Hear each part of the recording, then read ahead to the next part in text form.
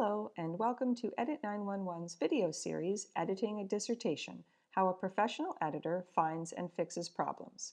I'm Dr. Mariah, one of the editors here at Edit 911, and today I'm going to talk about how to convey a scholarly voice in order to set the right tone for academic writing. So, what do we mean by tone? Tone refers to the voice of the writer. As you read, you hear the voice of the writer in your mind, conveyed through their choice of words, phrases, and writing style. This gives us an impression of the writer, and this often happens subconsciously, but it determines how we interpret the written material and how much credibility we're willing to give the author. In academic writing, we wish to come across as knowledgeable on the topic, but more importantly, we want to represent ourselves as a fully fledged member of the tribe of academia. In other words, we're writing for our peers and colleagues, and so we want them to perceive us as being one of them. In this tutorial, we're going to review the elements of scholarly tone so that you can share these concepts with your students, and we'll provide some tips that you can pass on to your students to help them evaluate the tone of their writing. There are three main elements that affect scholarly tone: vocabulary, diction, and precision. When we refer to vocabulary, we're largely talking about the lexicon, or the language of a particular branch of knowledge. Using terms that are part of the lexicon for your field of study demonstrates your credibility as an authority on the subject. Even students are authorities when you compare them to a layperson who is unfamiliar with the subject, and you should encourage your students to view themselves as experts and write accordingly. You can also encourage your students to use a thesaurus. This is a great tool for coming up with more appropriate or accurate wording, and it's also a great tool for avoiding repetition. Finally, encourage your students to read scientific articles in their field regularly to build up a good vocabulary. There is no substitute for exposure to the lexicon to build familiarity with the terminology. While the term vocabulary refers to specific words and their definitions, especially as they're used in a particular field of study, diction refers to how words and phrases are used by the writer to convey tone.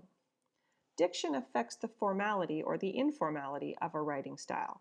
In academic writing, we can help convey a scholarly tone by using formal language and being careful to avoid contractions, slang, and casual language such as great and really.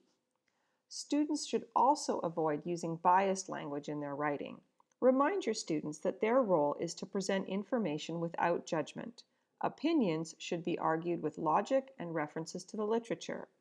Make clear statements as an authority on the subject rather than just repeating what other authors have said.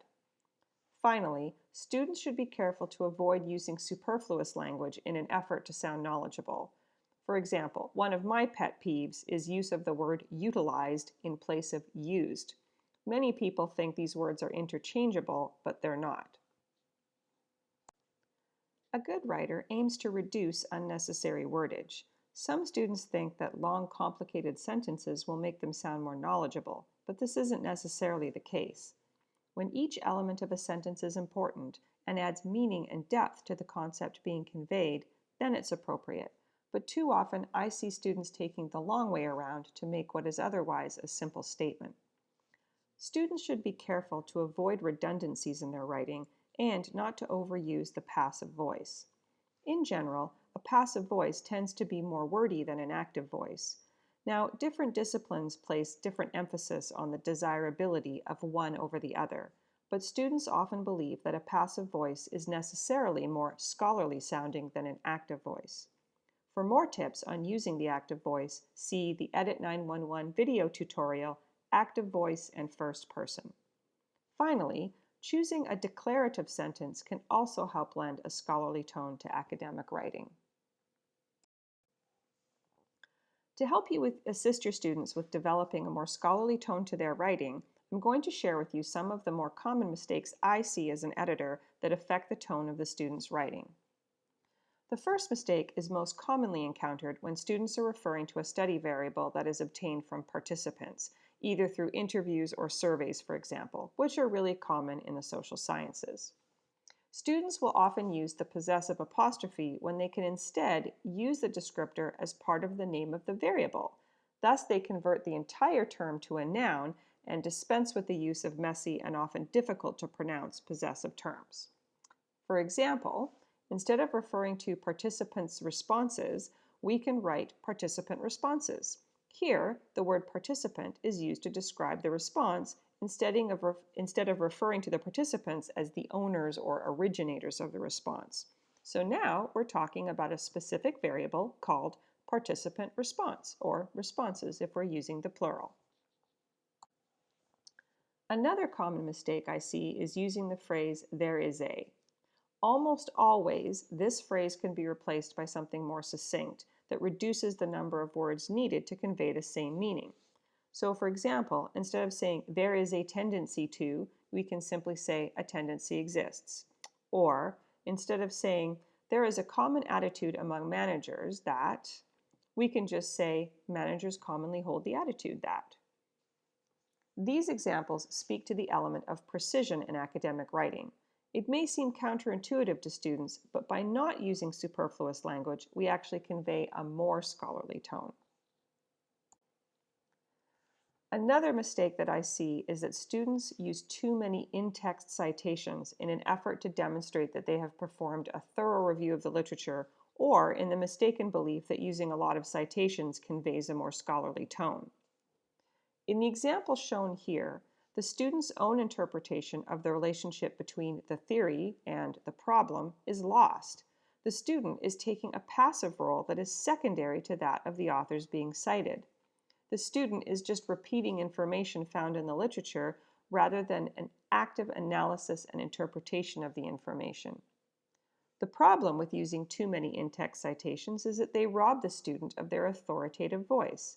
They place emphasis on the voice of the authors that are being cited, their findings or conclusions. Instead, students should be summarizing and presenting their findings, obtained from a thorough review of the literature, in their own words. This conveys the sense that the student is the authority on the subject, and this helps to establish a scholarly tone to the student's writing. For more information on the proper use of citations, see our Edit 911 video tutorial on the use of citations in academic writing. To summarize, a scholarly tone is important in academic writing to convey a sense of credibility and authority for the topic that's being discussed. We can establish a scholarly tone through the proper use of vocabulary, diction, and precision. Finally, students should be encouraged to read scientific articles to improve their vocabulary and to become more familiar with the elements of scholarly tone. We hope that you've enjoyed this video tutorial. For more information, please visit our website at edit911.com, where you'll find lots of useful information to share with your students to help them improve their academic writing.